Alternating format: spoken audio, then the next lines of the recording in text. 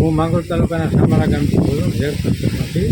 હાલ અમારામાં મગફળીનું વાવેતર કરેલું હતું પણ મગફળીનું વાવેતર નિષ્ફળ ગયું છે અને આ માટે હજી કોઈને પાણી ભર્યા છે. એટલે એ પાણી નીકળવા માટે 10 થી 15 દિવસ ટાઈમ નીકળી જાય.